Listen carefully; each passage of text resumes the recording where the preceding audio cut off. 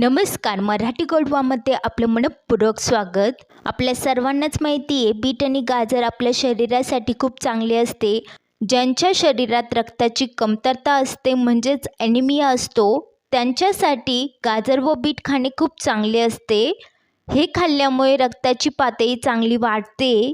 चला तर आज बनवूया गाजर व बीटचा हेल्दी ज्यूस बनवण्यासाठी इथे 2 गाजर घेतले आहे, 1 बीट घेतला आहे, 1 आवळा, 1 टोमॅटो, पुदिन्याची पाने, लिंबू या सर्व वस्तूंना स्वच्छ धुवून घेतला आहे.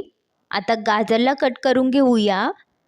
तर इथे गाजरचे सालपट मी काढून घेत आहे. अशा प्रकारे गाजर आणि बीटमध्ये भरपूर फायबर असतात, त्यामुळे पोट साफ राहण्यास मदत होते व पचनक्रिया सुधारते. ह्या ज्यूसमध्ये भरपूर अँटीऑक्सिडंट असतात, त्यामुळे त्वचेचे आरोग्य सुधारण्यास मदत होते.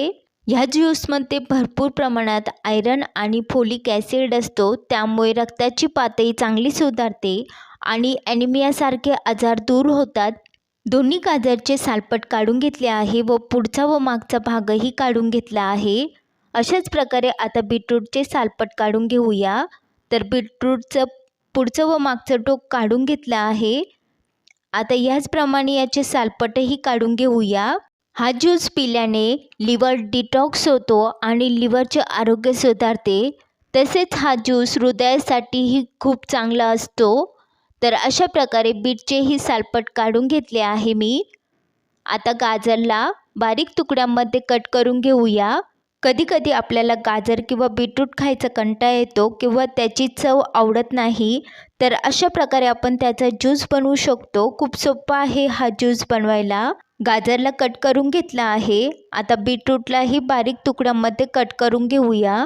तर अशा प्रकारे यांना कट करून घेतला आहे. आता आपण काय करणार आहोत, जो टोमॅटो घेतला आहे त्यालाही कट करून घेऊया. टोमॅटो टाकल्यामुळे चव मस्त येते. तर अशा प्रकारे टोमॅटोलाही कट करून घेतला आहे. ह्या ज्यूसमध्ये आपण आवळा टाकणार आहोत.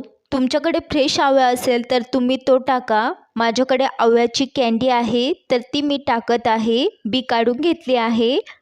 आता इथे लिंबूला कट करून घेतला आहे व पुदिन्याची पाने घेतली आहे. आता मिक्सरचा जार घेतला आहे. यामध्ये ह्या सर्व वस्तू टाकूया एक एक करून. मिक्सरच्या भांड्यामध्ये टाकूया बीटरूट, गाजर, टोमॅटो, आवळा कँडी, पुदिन्याची पाने, अर्धा लिंबू पिळून टाकूया. इथे साखर टाकत आहे 2 चमचे. साखर ऑप्शनल आहे, तुम्हाला आवडत असल्यास टाका, नाहीतर स्किप करा. मिक्सरचं झाकण लावून एकदा बारीक वाटून घेऊया. तर अशा प्रकारे हे एकदम बारीक झालं आहे. यामध्ये टाकूया चवीपुरतं मीठ. हे खूप घट्ट आहे तर यामध्ये पाणी टाकूया 1 ते 1.5 वाटी. मिक्सरचं झाकण लावून पुन्हा एकदा फिरवून घेऊया. आता झाकण उघडत आहे मी. तर इथे ज्यूस तयार आहे. तुम्ही बघू शकता याचा कलर किती मस्त बनला आहे.